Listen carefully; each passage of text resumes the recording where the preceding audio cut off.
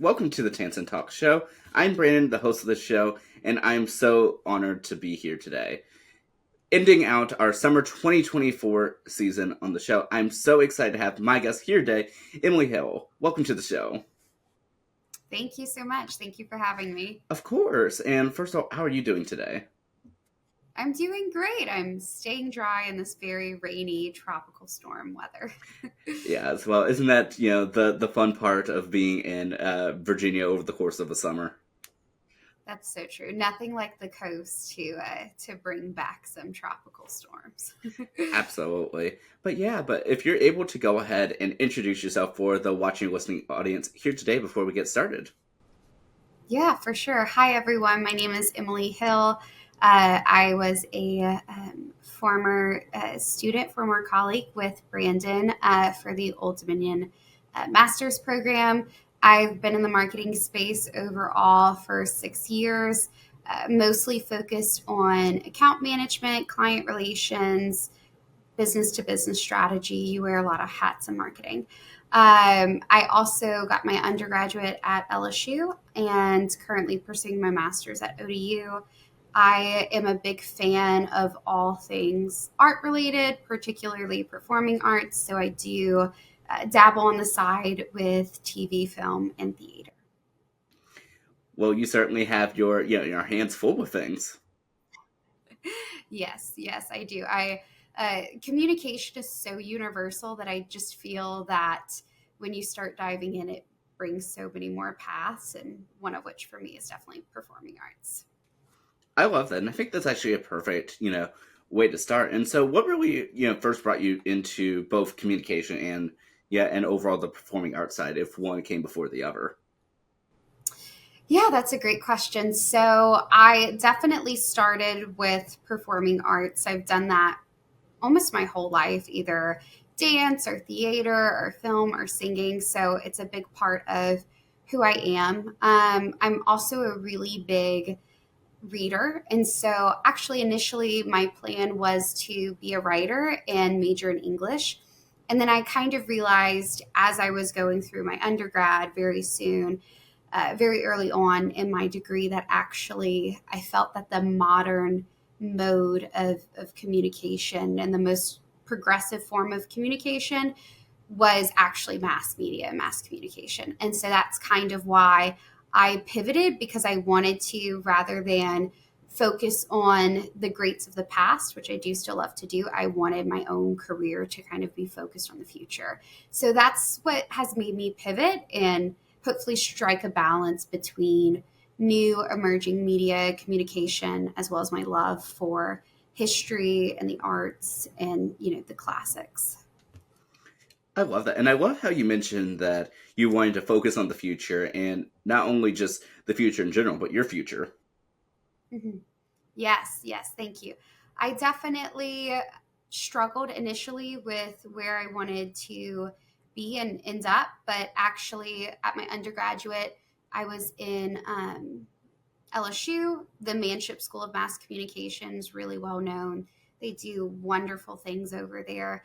And so there's just so many doors that opened up that felt so right. Also, I think that the people that I was surrounding myself with that were in the college were the exact kind of people that I wanted to work with and kind of connect with day in and day out. I think that the performing arts to mass communication pipeline is pretty strong. So I think there was a lot of great artsy modern communication folks all together in the school. Well, I'm glad that you were, able to sort of be, from a college level, raised in an environment that has, such a great pipeline with that, but then also like nice peers that you're able to work with and hopefully bounce ideas off each other. Definitely. Yeah, it's been really, really fulfilling. And actually, I only had 2 years in person at LSU. So I graduated a year early, and also with the pandemic, that's whenever I graduated. And so even just with those 2 years, there was so much growth in that time in my life. And I think that was really impactful and has definitely determined kind of how I conduct myself and the opportunities that I'm looking for in my master's program because of that undergraduate experience. Well, first of all, congratulations on graduating a year early. Thank you. Thank you so much. Funnily enough, it was just, those AP classes. I took a lot of AP classes. I truthfully really wouldn't have minded staying longer, but finished out the degree. But yeah, it was a great experience. But graduating early was really fun, but I am glad to be back in higher ed. Yeah, and I know, as a former classmate of yours, I'm very glad that you continued with your education. And so before I ask, like, how you decide to, or when you decide to continue your education, I did want to backtrack. So, how was it for you overall? Not just graduating early, but then also finishing out like with the global pandemic and everything. Yeah, that's a great question. I would say, honestly, it was a little challenging because so many people say, and I do think it's true, that college is truthfully some of the best years of your life. You're discovering so much about yourself, how to be an adult, how to network, pursuing all of these different passions. The world really feels like your oyster. And I definitely felt that magic throughout my undergraduate experience. And so, feeling cheated a little bit out of a few more years, I think it's definitely how I feel. So for me, I think that was definitely that kind of feeling of wanting more and then just ending up graduating a little bit earlier. Definitely was a precursor to me wanting to continue my education and kind of continue that discovery. What I found in, corporate America and marketing, kind of traditional marketing agencies, is that level of discovery kind of gets pushed to the side more so than I anticipated. And so being able to go back and have, I would say, a discovery mindset was really important to me. And I really think pushed me to, kind of continue my master's because that time of my life ended sooner than anticipated and probably wanted. Well, I'm glad at least that you didn't let that stop you. That you continued to to not just strive, but then also, like I said, to get that education and sort of work to build up those experiences that you weren't able to finish, I should say. Mhm. Mhm. Absolutely, absolutely. I think that it took me a bit to realize that. I think that I had to balance a little bit of ambition and passion because I initially was looking pretty closely at an MBA, and I actually took a semester or two of an MBA program. And then I realized after working 8 hours a day in, corporate America, that learning about business after doing business all day was not was not necessarily what I was looking for. There was definitely a part of me that wanted to get back into emerging media, get back into just really entertainment media, pop culture, positive communication, all of these great ideas that are not, they might be the backbone of what you're doing in your day to day work, but they're not really talked about at a deeper intellectual level. So I actually pivoted out of that MBA program into our master's program as a result because I realized it wasn't exactly what I was looking for. I also had somebody tell me your master's should be something fun, something passionate, something you enjoy, because your undergraduate, most of the time, I think people make decisions on, a bit more practical decisions on what they're looking for, what the job prospects are. But your master's degree, you can go in, have a lot of fun, write a really fun thesis, do fun research. And so I pivoted out as a result for sure. I love that, and I know for myself, like when everyone was asking, it's like, so what are you gonna do with your master's degree, or are you going to go for the doctorate next, or whatever? And so it's like, well, for me, it's like I truly did this for the fun of it. Uh, it's like, don't get me wrong. I mean, the education is important, and having a master's degree is really helpful for job searches. But in the same regard, it's like, well, it's like I've always loved for me, media studies, and so it's like, what better way to go than to continue with that path, and then especially with our unique program of being a combination of like relational interpersonal communication and digital media studies, like merged into one program. I mean, that sounds like me. Yes, yes.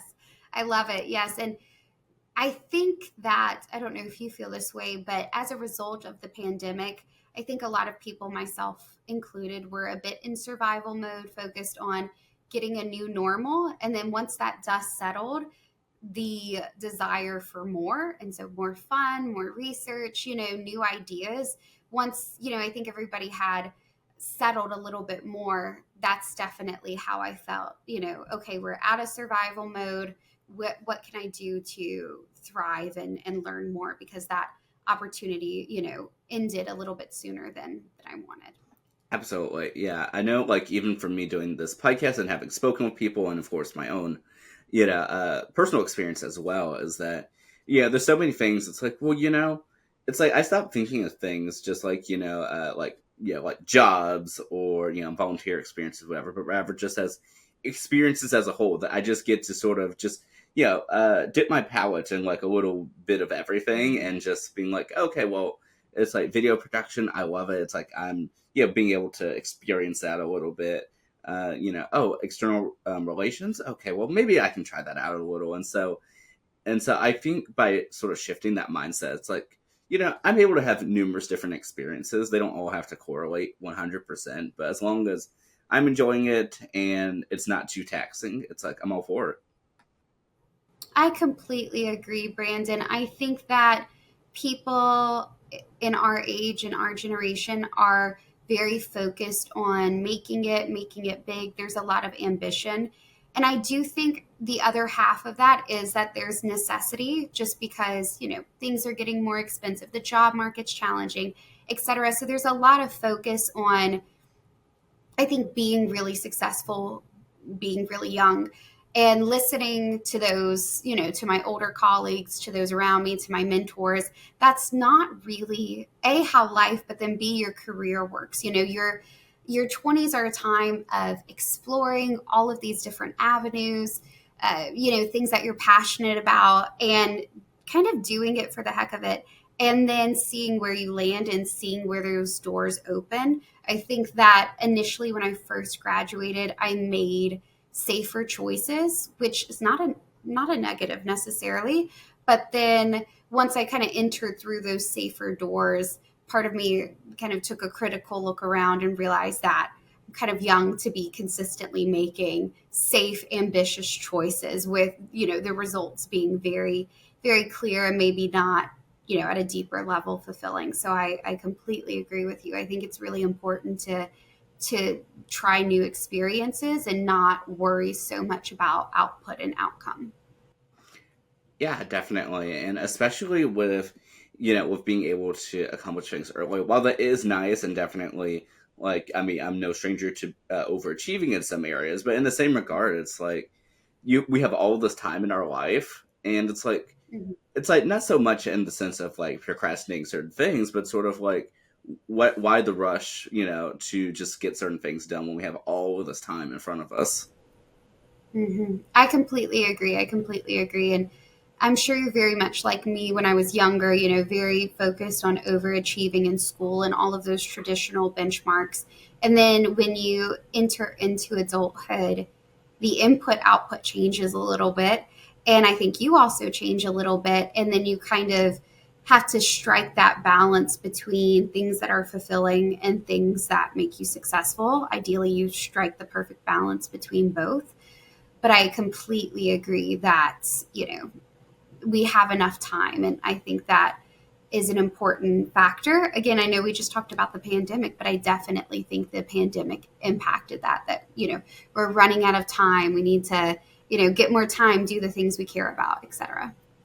Yeah, that is so true. And I definitely did want to go back a little bit, since I know you said that you'd originally started like a MBA program, but you realized that, since you're doing business all day, like at work, you don't really want to go back and study business, especially if you're already in the field. And so overall, like, what type of business work do you do, and how did you end up, I mean, in this field from your original degree? Yes, that's a great question. Yes. So, how did I kind of get into the work that I was doing? So I initially started in internal marketing. So I was doing marketing for, I get hired by a brand, by a company, and I would be one of, let's say, max three, four people on the team focused on marketing efforts. I really enjoyed that. And I do think eventually I'd love to go back to that. But one of the negatives that I found is that you didn't learn a lot on the job because you're one of three. In one instance, I worked at Cristo Rey, which is a nonprofit uh, high school that helps disenfranchised students get a college preparatory high school education. I was the only communication person there. And so while I gave everything I had to the job, loved the mission, I still, I could only go as far as I knew. And at that time, I was newly graduated. So I didn't know A, as much as I do now, and then B, to be independent and doing, kind of doing all of my marketing efforts myself without really being able to get a check from someone a little bit, further in the industry with a little bit more insights.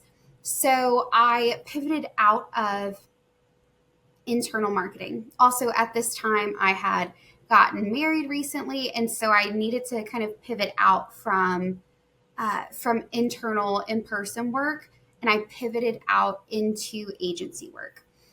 And I from there, that's when I think it was around 2020, 2021, the job market was really struggling. I wouldn't say it has bounced back since necessarily, but it was really struggling then. I kind of had an experience where I kind of went from agency to agency, either due to layoffs, due to team restructuring, etc. And so, what I learned, agency, external, having clients, is a completely different animal from internal work. And that has a lot of pros and cons. For me, being in an agency, you learn a lot very, very quickly. And that was a really big benefit because I did not know a lot in the industry. I also learned to really absorb everything like a sponge because I had had experiences kind of cut short due to restructuring. So I did that, and I noticed with every job movement that I had, either by my own will or, external market forces, that I was able to kind of get in a stronger, more advanced position every single time. So I did that for a while. And as I was doing that, I got a lot more trust from my peers that I started being client facing. Also, I'm a people person.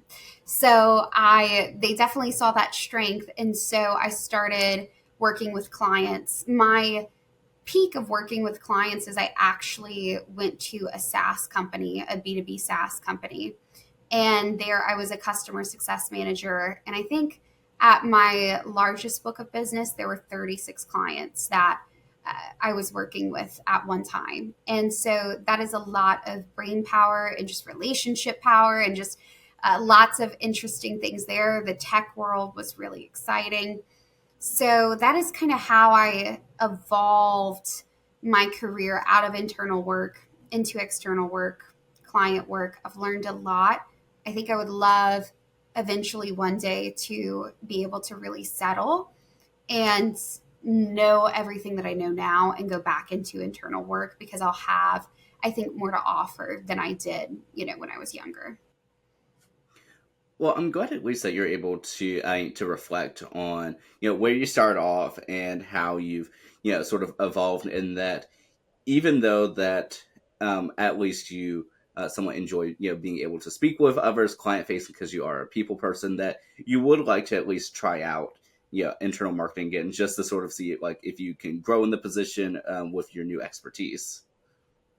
Yes, yes, thank you. And my hope is somehow to be able to merge all of these different passions, me being a people person, me caring about the arts, me wanting to go back internal, and some, wonderful door will open in the future. And I'll be able to merge all of those things into one job because what I've noticed so far in my career journey and all of the different jobs that I've been in is that they're all wonderful and I'm very grateful for the experiences, but I have to normally give up one element that I'm looking for, one priority, which might just be reality of working full time and being in the marketing space. However, I would love to be able to merge everything. Well, that yeah, I certainly hope that one day you're able to do that. And I know even for myself, like with so many different outside passions and everything, is that sometimes too, like it all comes like with opportunity cost. Sometimes where you might be able to do this, but because you decide to do this, like for instance, be a part of graduate school, you can't participate in this, for instance. Mm-hmm. Absolutely, absolutely. There's definitely a bit of give and take. And I think that also there's a balance between really being really passionate in what you're doing and the work that you're doing and the job that you're at, while still somehow being able to distance your personal investment enough that you're able to pursue other passions. When I was at the SaaS startup that I was at, I definitely really, kind of pulled myself wholeheartedly into that job. And um, definitely so many personal things and personal hobbies and passions got pushed to the back burner as a result. So I think that was a really good lesson for me as of, overachieving, formerly overachiever, recovering overachiever.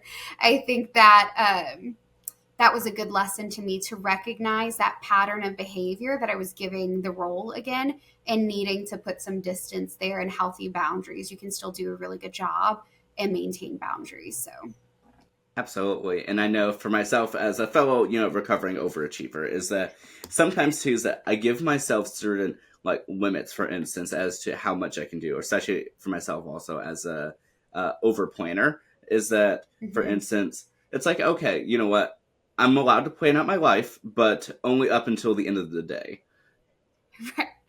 I love that. I think that is a very good practice in mindfulness, which is something that I've definitely been on a journey this year, kind of working on being more present and mindful, not just in my personal life, but also in my work because they are so intertwined. You can't be, after 5 p.m. every day, a mindful person and not be mindful, during the workday. You have to have that presence. So I think that's really, really incredible that you're, kind of focusing on that, doing everything you can just for today.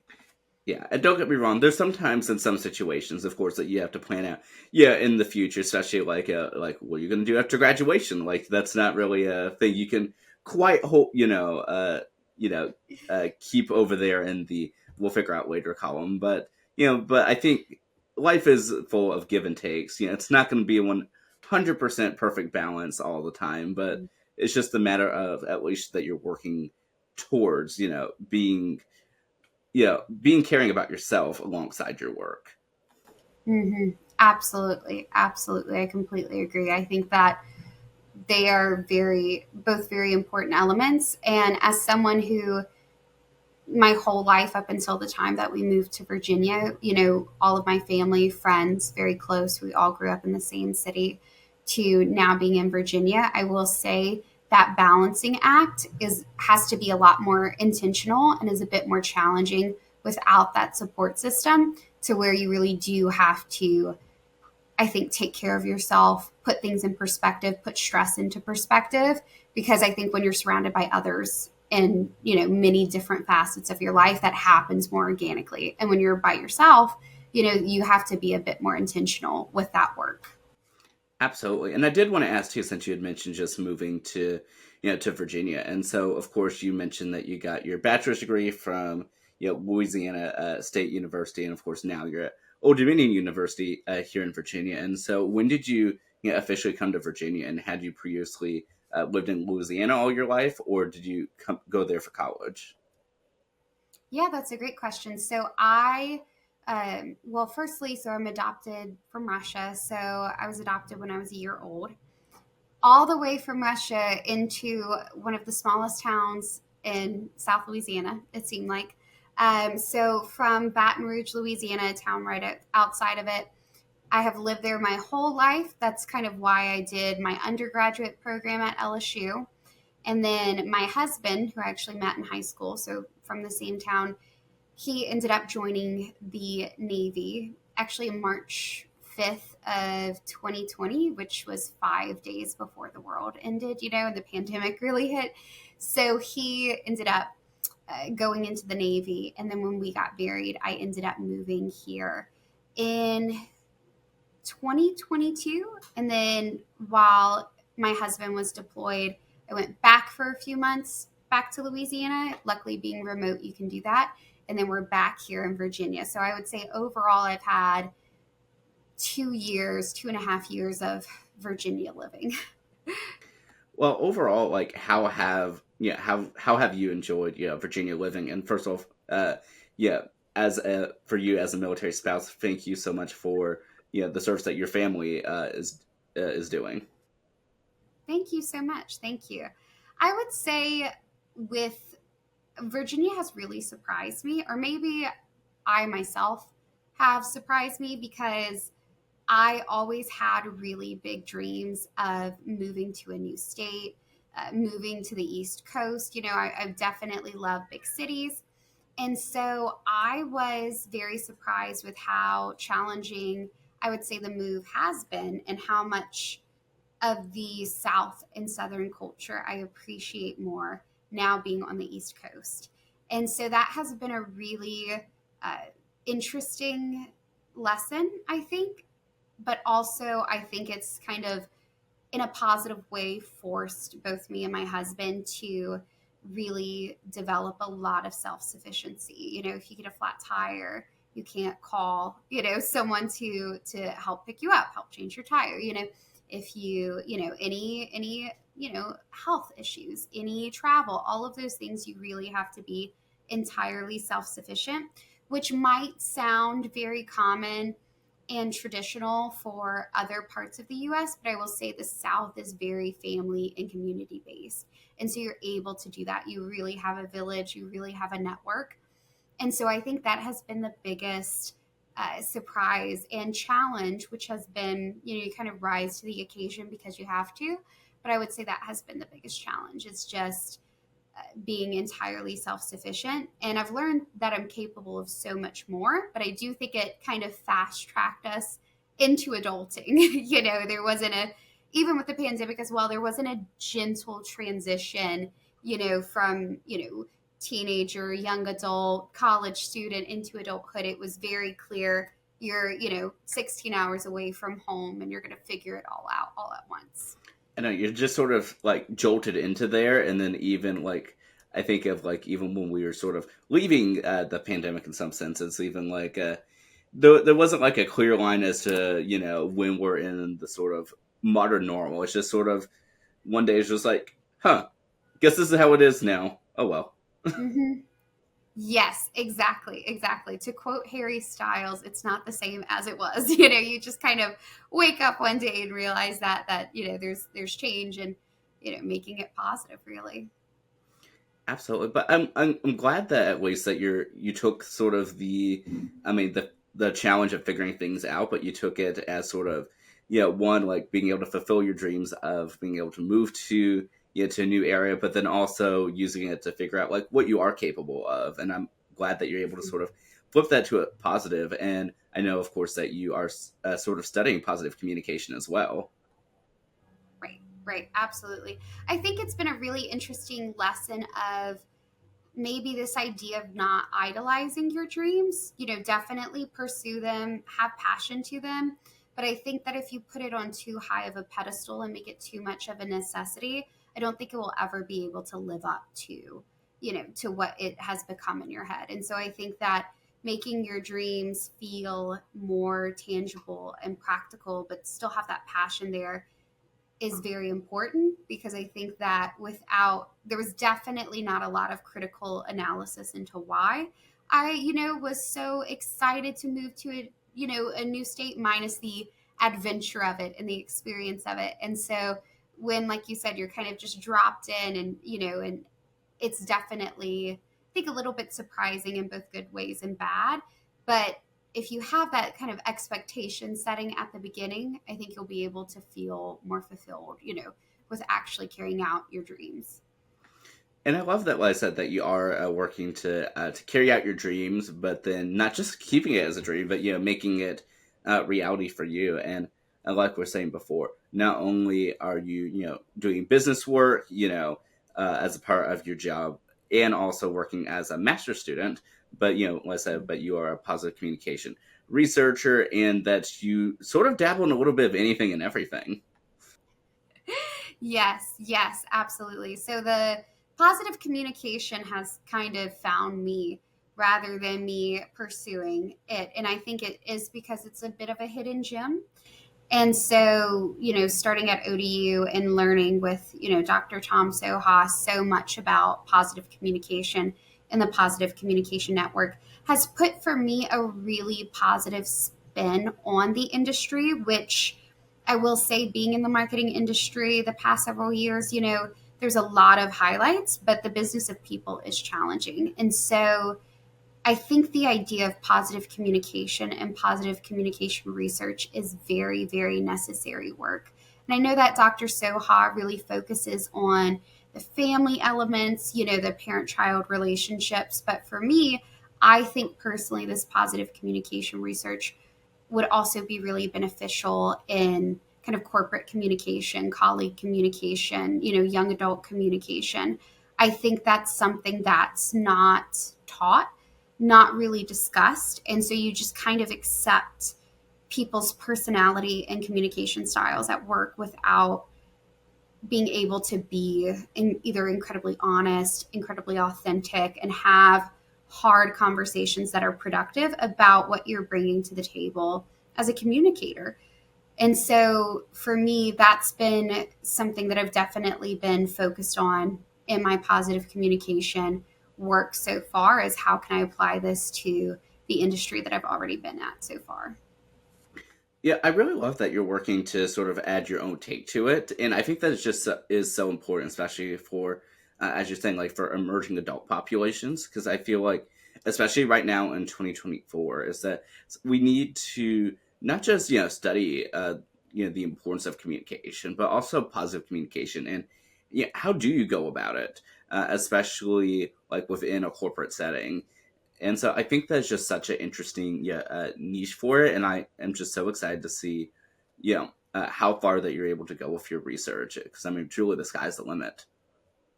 Yeah, thank you so much. I think so as well, especially because it's very much an underdeveloped topic. It's certainly human nature to focus on the negative. Also, I would say, not to scale it, but I do think negative communication is a bit more critical, right? So how, during addiction, what communication is needed, food insecurity, how are we communicating, grief, etc. All of those things highly critical. So I do think that they're important. But I will say that there's pretty large gaps from massive milestones and troubles in someone's day to day where positive communication can really lift. And I know studies show for every, one bit of negative communication, it takes on average 5 to 7 positive communication pieces to kind of lift the energy and the mood together again. And so with that volume needed of positive communication, that's been really interesting for me that it is so underdeveloped when it's so critical. Also, are there forms of positive communication where it won't take 5 to 7? Or there's some positive communication elements and relationship aspects that we can add in to make essentially what the intention behind positive communication more potent and more efficient.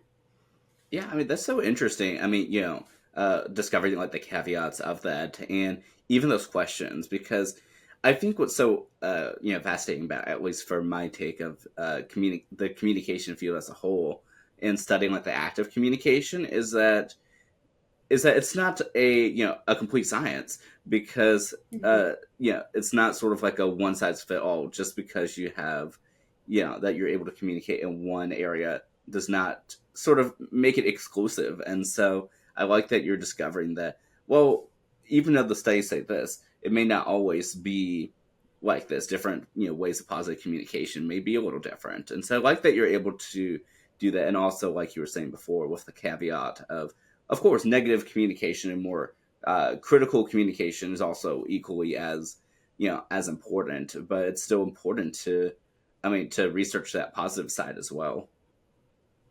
Absolutely, absolutely. Because just as there are some best practices and there are more efficient forms for negative, I think the same thing is true of positive. And we just haven't necessarily, as as a society and as an academic field, really gotten there just yet. And I do think that with the rise of social media and the overwhelming amount of information and all of this digital communication, etc., I think that positive communication is more important than ever because of how connected we are. And is social media scrolling a communication form? And if it is it positive or negative?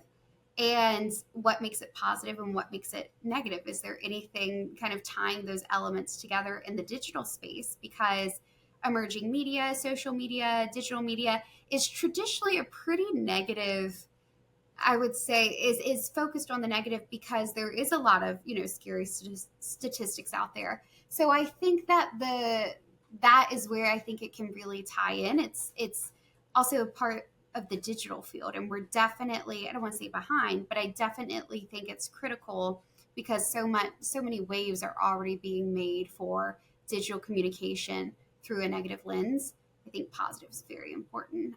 It needs to kind of catch up. That is so true. And I was just actually thinking about that earlier today, especially like with so much overstimulation that you may get from like even social media scrolling, for instance, that you're getting so much information and like you're saying, is the question of is this communication? And then especially if you put it in the context of communication being a two-way street, it's like, well, Mhm. if you're not paying attention to it, is it still, communication? And is it too much communication at that? Uh, Right. and especially like with adding the is it positive or negative, like you're saying, I think that's just such a fascinating work of study. And I'm so curious as to like I said what you're able to find out from your research. And like I said, I definitely want you to keep me posted with that because uh, it's Yeah. just so fascinating, especially with adding in the emerging media. Absolutely. I completely agree. And something that I've been really focused on lately is the idea of the algorithm and how is the algorithm naturally more tailored towards negative communication or positive communication? And why do we have no control over those elements? Because if the same thing rings true in the digital space, that one form of negative communication, it takes five additional sources, right, to kind of bring it back to equilibrium. If that's the case, then one piece of negative news, natural disaster, you know, stressful gossip, etc. Whatever kind of is your negative focus that the algorithm has picked up on. Does it also take five positive content pieces for you to go back to equilibrium? And has the algorithm picked up on that? And are they using that to their advantage? I think that has been a new element as well as I focus on the digital lens of this idea. If it is communication, if we label it as digital communication, does it have the same impact to us as it does tangible traditional com? That really is, I mean, so fascinating. And I definitely did want to ask too. So in your Well, actually, I'll ask a two-part question. So, first of all, so how did you actually first find out about our communication program within Old Dominion University for your master's degree, and then have you picked a specific topic of study for whether you do a thesis or a project? Yeah, absolutely. So I, it's interesting how I found the master's program because, in all honesty, I knew that Old Dominion existed because I live here, but I never really looked at it in seriousness because I took probably a year and a half off from the MBA because I was wondering, well, maybe I just shouldn't be furthering my education right now. Maybe I'm just not in the space or in the time for it to give me all of the positive impact that I'm looking for. And then I realized that I think the MBA was a bit of a goal focused on ambition and kind of corporate America. And I was doing it because I think it's what I should be doing due to my field. And so once I kind of released myself from the idea of that MBA, I asked myself, what do I want to study and what was I happiest studying while I was an undergrad? And it was definitely positive communication, journalism, emerging media, entertainment media, etc. And so I think at that same time that I was looking for that, I realized that I really think I missed the people element and being in person for, for education. Working remotely, I'm pretty much in the digital space all the time. And so I realized for my education, I wanted the option to be in person and to have in person events, even things so simple as, being able to have an end of semester get together, having a really big event happen for college. And so that's when Old Dominion popped up for me a month before the next semester started. So it was in December, in the middle of, the Christmas holiday. And I really, really loved the idea of lifespan communication. And I realized that not as many people were pursuing that. And I thought it was just really cutting edge, this idea that we need to, the one-off research papers, the all of the various elements extremely important, but we are kind of starting, I would say that we are one of the first generations to be the only ones that maybe didn't start with social media and, and smartphones, et cetera, and having the instantaneous connection to the internet in the same way. And so that's really important. And it's really important to study how it's impacting us and that change over time. And I think that there is a lot of, at times, generational disconnect. And I don't think it's necessarily at a societal level. I think it's more at a technological level, which has such great impact. And I think that we're all kind of bracing because there's so many changes all of the time from an emerging media perspective. So I thought that was really interesting, and I think that I'm excited about the program is taking a step back and seeing how does it change over time. How does it change throughout your life? The tools that we're using day in and day out, the way that we're communicating to each other, how is that changing over time? I also think it's refreshing because, again, being young, you're really in the rat race and you're really focused on the now and the next 10 years, that studying things from a lifespan perspective is really refreshing. And it really shows how much change, how much, evolution you still have and how much time you still have and how much you will change. The research shows, exactly how, your life changes over time. And that is the constant. So I would say that's what really found me for ODU. And then I'm definitely going to do a thesis. I'm not 100% sure on what. I have several ideas. Let me actually pull them up real quick. I have many, many ideas. I don't know exactly where I want to focus my thesis yet. But I have, one of my ideas is the gamification of dating. So do dating shows cause the viewers to view dating in kind of a more gamified sense, or does it create a bit of a disconnect between feelings of traditional dating? There's a lot of research right now on dating apps and how that changes and what that feels like, but dating shows are really popular right now, a Love Island, Love is Blind, etc. And I think that definitely has impact. So I'd like to kind of explore that, how reality TV kind of impacts the perception of dating. Another, we already kind of talked about the algorithm.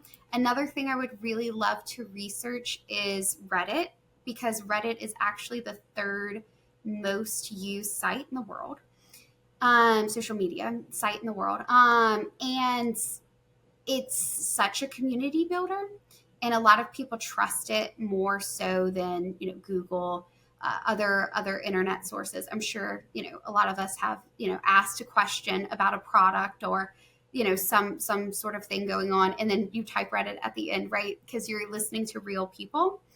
And I like the idea that Reddit is a bit of a storyteller, is a digital, kind of place to gather around the fire and kind of share stories. There's such a storytelling element to it. So I'd love to kind of explore digital communities and why is Reddit so successful at this idea of a digital community. So those are the two thesis ideas I have bouncing around right now. Well, first of all, that is just so fascinating. I mean, to hear all about your academic work, your passions, and even what you plan to do, like for your thesis, like some of the ideas, and like I'm already thinking now, it's just some of the the professors and researchers at the university that like I know would be so intrigued to help you like with your work, and so I'm just so excited to see what the future has to hold for that.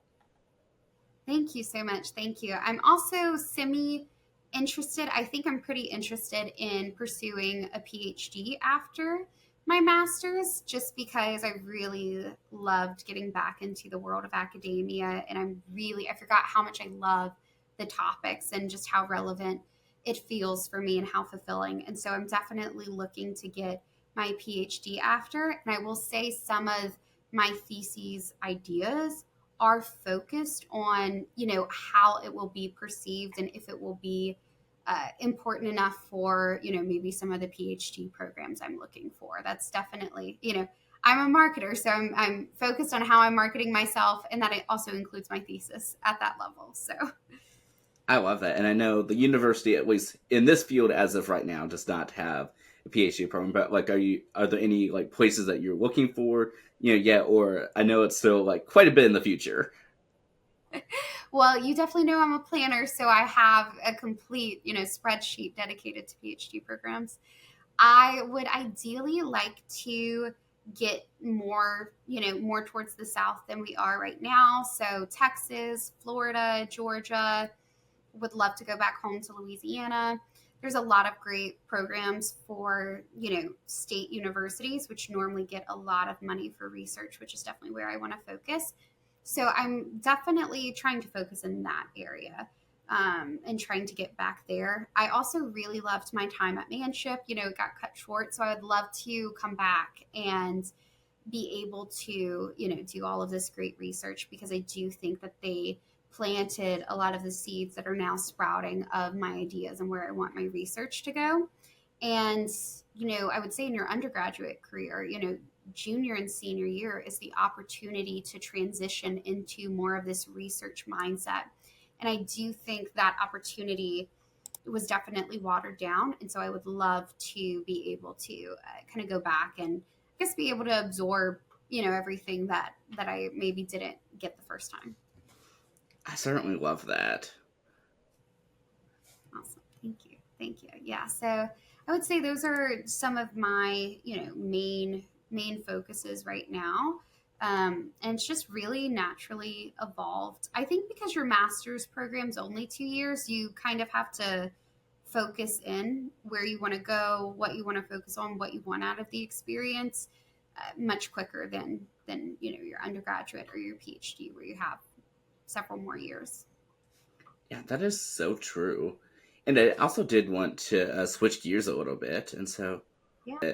and so I know, beyond just the research side of things and the study of communication, is that I know, as we said earlier, is that you like the performing arts side, and that you sort of are very involved in that side of things as well. Yes, absolutely, absolutely. So I've been in theater for over a decade, so it's always been a really big part of my journey. Also, I did some Shakespeare as well, kind of in my later teens, which is really, really fun to do as a group. And I pivoted the last, I would say, once the dust settled and I was, out of my kind of pandemic rut, I pivoted into film. And so focused now on doing a lot of on camera acting classes, on camera auditions, etc. I have found there's surprisingly a really good film scene in Louisiana. And I have not, there's just a lot of opportunities. New Orleans is really big for film. And so I've not necessarily found as many opportunities for for acting, particularly film acting in Virginia. And I will say there's a lot of great online opportunities, but I do think it's the one thing that I really would love to be in person. I really think it needs to be in person to fully kind of feel the energy together. And so that's something that I'm currently pursuing. I think it's just always going to be a part of my story because I just love creating art together. And I listened to actually a podcast recently from the guest star was Malcolm Gladwell. He's one of my just favorite journalists and authors. And there's a lot of research on this idea of having a lifelong pursuit and the need for a lifelong pursuit that ideally you started in childhood because it kind of connects you back to your inner child and to your youth. And so as you get, either better, you get better and better, you get more fulfilled, you get more opportunities, etc. There's such a deeper sense of fulfillment because you started it, kind of in your youth.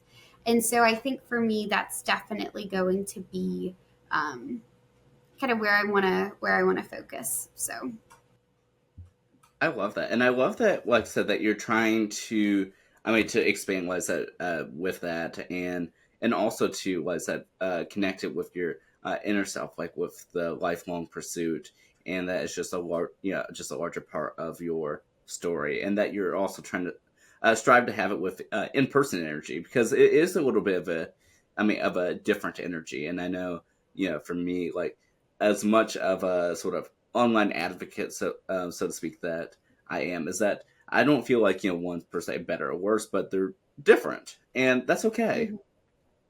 mhm, mhm. Absolutely. And I think I'm definitely focused on that through the lens of the fact that, I work remotely, most of my classes are remote, etc. That there's definitely for me something special about being in person because it's not as frequent for me. I'm definitely in the digital space a lot more. And so I say that I know it's a privilege to be able to be, online and working in the digital space so much. But I think that when you're a people person, I do think that being in person with people is a little bit more fulfilling because you have more organic conversations. You're able to just feel that human connection a bit deeper. And I think the same thing is said for the work that I do now, being in client management. Some of the responses I get, some of the conversations that I have with clients, I don't think that they would ever unfold the way that they do sometimes if we were in person. I think if when we're in digital, I think that's actually an interesting research topic. I think that there's a change in the narrative a little bit when you're digital versus when you're in person.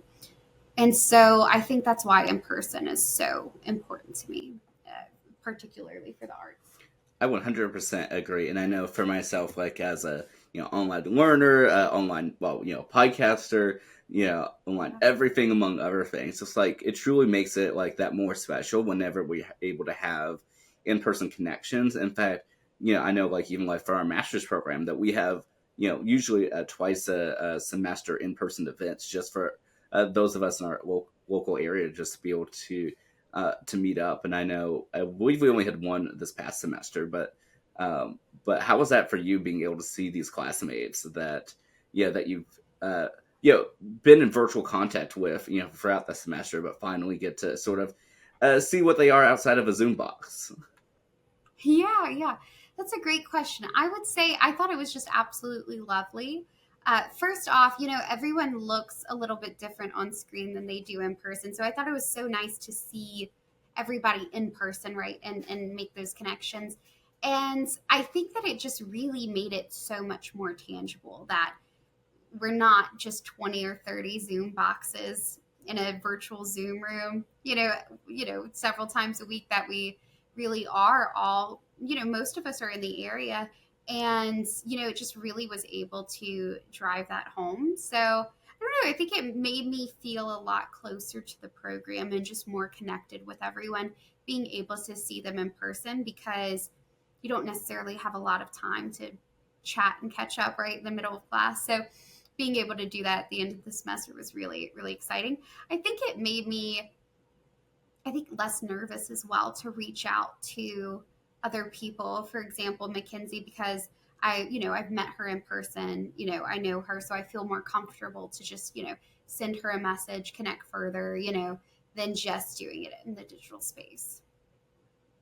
Yeah, and I definitely was that fully agree. Yeah, with that, and it's like I know that of course they are real people, but sort of like oh, well, it's like you're real, like you're not just like a part of the box that comes with the class. Right, right. Exactly, exactly. And I think there's something a bit evolutionary about that because technology has advanced so fast, but we have not. We evolved at the same time, at a large human scale that we always have. And so I think that our brains, I still think there's no matter how integrated we are into digital, I mean, it's very much for both of us a part of our day to day lives that there's just the smallest of disconnects. And I think being in person really helps bridge that gap. Whenever I worked at my SaaS company, I actually would travel a lot for work to meet clients and to have, longer conversations with clients. And the the clients that I did, meet in person with, I still, even though I haven't been at that agency for a year and a half, I still, talk to them regularly. I feel just such a deeper level of closeness with them in our working relationship than anyone in the digital space. And I think that there's just there's an intangibility there, and it feels very temporary in the digital space. And so I think when you meet in person, it really creates more ties. So that's always something that I'm looking for. And I think whenever my husband does get out of the Navy one time and we are able to settle roots, I think I would love to be kind of more in person again, in person on a laptop, of course, but at least, face to face. Yeah, I know. It's like even when you are in person, you always have that technology that's always around you. So it's like you're either, on the technology from a distance or, you're on the technology in person. But nevertheless, I mean, I feel like that's sort of like one of the fun little quirks of modern day work. Absolutely, absolutely. I think that it's very interesting, very worth further study. Also, the personality types I'm always really interested in as well because it seems some people are able to thrive so much more naturally, and then other people, you'll see them a few times a week. They're in a coffee shop working, they're out, working, they're messaging people more frequently. What exactly is the change that makes people feel more fulfilled digitally than others? That is so true, and I mean, Liza, I think that, like you were saying, that this so much warrants, a true study, and not just one study, but just a series of studies that I really hope we sort of get further on sooner as opposed to later, because I know a lot of times it's very reactionary, and I'd love, proactive research. Absolutely, absolutely. And also, that's something that I think is so fun about the industry too is, you know, I don't want to say we'll never catch up, but at the speed that things are going, there is never a lack of subject material to research and to study.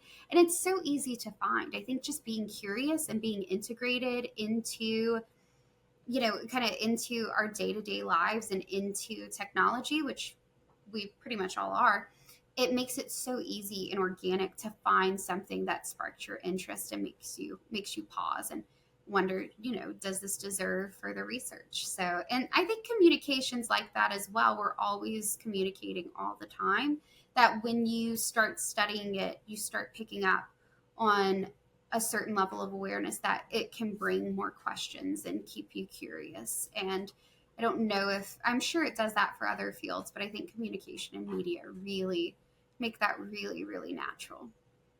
Yeah, I definitely believe that. I mean, just being in this field, I feel like you're able to tie so many different, things together in it, and especially even for myself, like I know in my own personal interest, being able to sort of tie all of it in. It's like for me, it's like, oh, it's like I'm a content creator, but I'm one that does this and this, and I have Mm-hmm. done external relations for like this type of STEM company, and so I feel like there's so Right. many possibilities. And I meant to ask earlier, since you mentioned that one of your earlier dreams and ambitions, going into your undergrad was originally at the time being a English major and potentially writing a book in the future. And I know, while of course you had since switched to the emerging media side. Is that have you ever like continued with your writing? Yeah, that's a great question. I definitely still write all the time, and I definitely want to, publish books one day and be a published author. I think that will always be a passion of mine. I definitely want to continue pursuing it. I think that knowing it's interesting because it's almost like I learned the medium first and then learning the skills of writing. But I think that felt just so lifelong and so universal and something that I could just pick up at any time because it really is the art of doing that. I felt in a way, I wouldn't say I let it go, but I was okay with transforming it. And I actually wrote I think it was my intro essay to actually get into the manship school of, why do you want to be in mass communication so bad? Why do you want to be in mass media?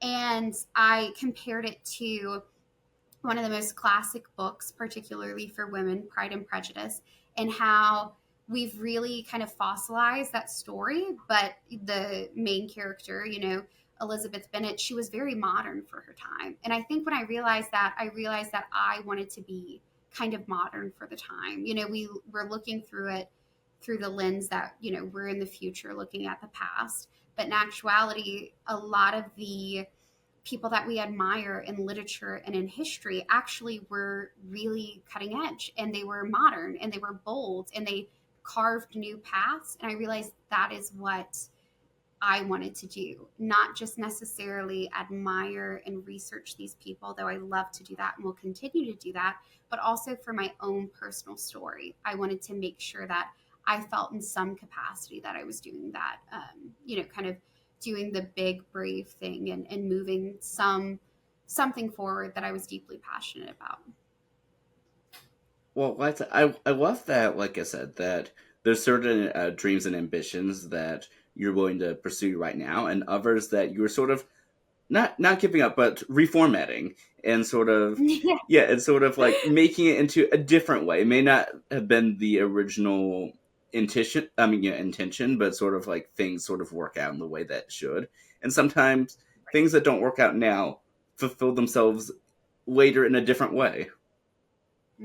Absolutely, absolutely. And I think that the people that you're around, particularly when you're pursuing your education and you're in your undergraduate, is so important. So if you really love the energy, the conversations that you're having, like the conversations that we're having right now, if you really enjoy them and you feel so inspired after and you really want to collaborate with these people, I think that's how you can kind of know that you're in the right spot.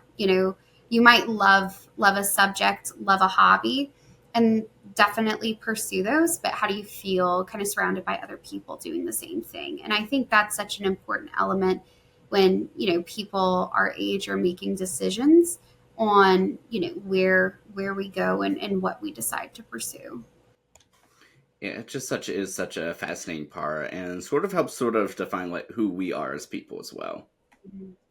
Absolutely, I completely agree. They're all very connected, and I think that in certain times in our lives we focus on, career, family, right? Everything has waves, but they truthfully are so connected. And I think that they can all feel just as good and just as fulfilling if you kind of pay attention to what feels good around you in each of those areas of your life, not just waiting for the wave to kind of come and go. Yeah, that certainly is. I mean, so true. And yeah, and I did want to touch you before we begin wrapping up Mhm. as well. Is that I know that there's just so many things that, like I said, that you've done, and yeah, and I know that we definitely could spend hours touching on every single aspect of it. But I will say, so out of the stuff that we have not discussed, what would you say stands out to you and sort of makes you unique? And just to name a few, I know like you've done like for instance, YouTube, and you've also have done you are, I know, of course, a adoption advocate, among other things. And so like what would you say stands out for you personally? Wow, what a great question. I would say my focus on the experience is has always been a really underlying theme of what I'm passionate about, is really being able to capitalize and fully feel like I'm fulfilling whatever experience that I'm in. And I think it's why kind of at each season of my life, whether it's being a student, a worker, focusing on performing arts, no matter, I think my idea of success has really changed. And it's no longer what was the output of that. Do I feel like I succeeded? Do others around me feel that I've succeeded? It's more this idea that it happened at all, and that I was present during it, and that I soaked it up, and that I took whatever good fruit it gave me. I think that has been such an underlying focus of who I am. And I think that ideology gets clearer and clearer the older that I get. And it takes off so much pressure, as a recovering overachiever. It takes off so much pressure of what's my output on this, and what are others going to think of my output on this? Is this a success? Because really the fact that it happened is what makes it successful. And so I would say for me, that's felt really unique as, I kind of communicate with my peers, and we're all trying to figure out, the great story of life is just remembering that experience. And it makes challenging times, like when we initially moved to Virginia, kind of going from agency to agency, it makes those more challenging times, it puts them into perspective and is able to take the pressure off of the experience being perfect.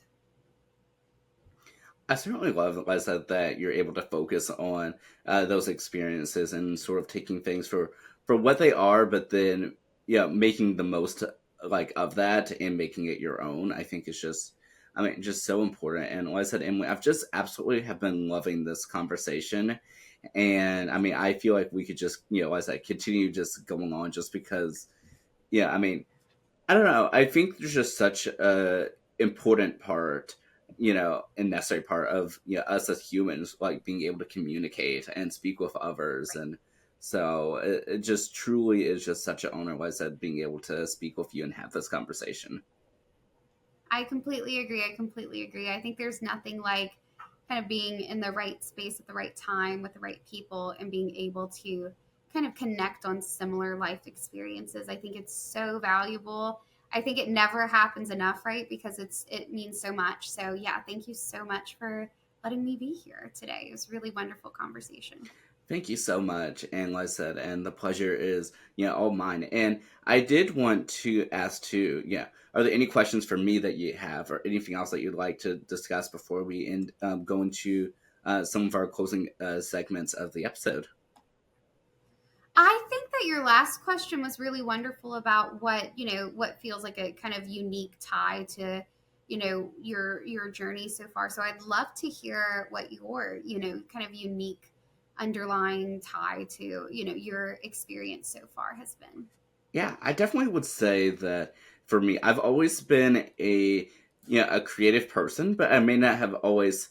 I feel like I show it more in the way that I express things, rather than the deliberate, like, oh, I'm gonna go draw a picture, but rather instead it might be, I just learned this really interesting thing in science class, and I would make it fun. And I know, like, for Mhm. me and like fourth grade, for instance, and I did this like especially throughout elementary school, is that I would take lessons that we've learned and make it interactive just for the sake of doing it. And so, Mhm. like, a lot of times we might have a lesson that we just learned, and I would actually make a whole interactive PowerPoint about it and give it to my Yeah. teachers voluntarily, just because. And so, like, I think that part of me, for wanting to express things in a creative way, but then also to teach, has always been a part of me. And so, even going now, like, as someone who just instructed a class last semester, like, that was an honest dream of mine, like, to have a class Mhm. of my own, and to be like an instructor on record. It was like, there's very few things that I think I truly can just get so excited about, and that was one of them. And being able to express it and be like, wow, it's like, this is my class. Even virtually, it's like, this is my class. I get to sort of uh, make my mark on this education field, I think was just so important for me to have, and just so powerful for me. And then I think too is that being able to like discover media studies for me in my bachelor's degree, and then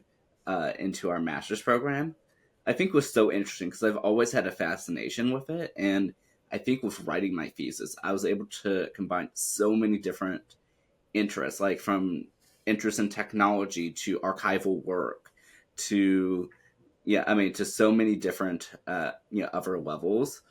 And so like I almost want to reread my thesis now and be like, and just really evaluate it for like how much of my interest really did I squeeze in here, whether intentionally or inadvertently. And so there's just so many that it's like this is the time now I've just been rediscovering my passions. And for better or for worse, I think doing the master's program has sort of, as you mentioned before, we sort of change as we live life. And I think Mhm. I'm sort of rediscovering my childhood in a sense, in that I'm really able to go back to those core passions of like when I was younger. And so it's like Yeah. a new beginning. That's awesome. That's really good to hear. And I think that from everything that you said, a little bit of the recurring theme is I think that you're just really great at knowing your audience and knowing how to connect to them, which really is Calm 101, and so many people know that, but I think not as many people are able to do it effectively. And it sounds like you really are able to kind of do that, not just tell, but show, even if it's through your words. So I think that's really, really incredible. Thank you so much. And yeah, I love that you're able to sort of articulate that, because I think that just really, puts into words, like a thought that I've been just feeling for a little while. Yeah, awesome. Awesome. Well, I'm glad to hear it. This truthfully was a wonderful conversation. I had so much fun being a part of your episode today. Yeah, and certainly the first part of, for me, the part where I get to close out the episode is so I did want to first ask, so yeah, how was it for you being able to share your story? Yeah, I think that it's really wonderful. I have, as I've kind of been talking throughout, it's really nice to be able to reflect on my experience, both as kind of as, being in the world of academia, being a student, being in the marketing field, and just being a young adult, kind of in this space right now. I think it's been so positive to just reflect on it kind of in a fresh way, because we haven't been able to dive so deep into these topics. And I think when you speak with family, friends, or other colleagues, there's so much that they either know, or I think everybody has a bit of stake in, in kind of these outcomes. And all of them are, I think, wonderful. But I think it's really refreshing to just be able to kind of analyze it and reflect on it without needing change, and just seeing where you're at now, and realizing um, exactly where you're at. I work as a grad assistant for the ePortfolio studio at ODU, and they are always talking about the power of reflection and how it's naturally high impact. You don't really you are going to do things with reflection because it is high impact, but really just the art of reflection in itself is enough to kind of give you new opportunities and bring new thoughts and ideas to you. So I think this has been really refreshing and positive for me. I'm so glad to hear it, and I love what you're saying about like the art of doing and the power of reflection. I know that since we've been discussing this for a little bit, I know of course that you've definitely done your research, and I'm so glad that you have been enjoying this experience. Thank you so much. Thank you. Yeah, it's been great. Yeah, next to last, I did want to ask. So, if there's anyone that wants to follow you, online or catch anything that you're doing, where are the best places for them to follow you and continue hearing your story? Yeah, that's a great question. So do have a personal website. I also am pretty active on LinkedIn and at a performing arts level on YouTube as well. So I think those are the kind of the best places to see the work that I'm doing. I put my most of my energy there. I'm glad to hear it. And last but certainly not least, I did want to ask.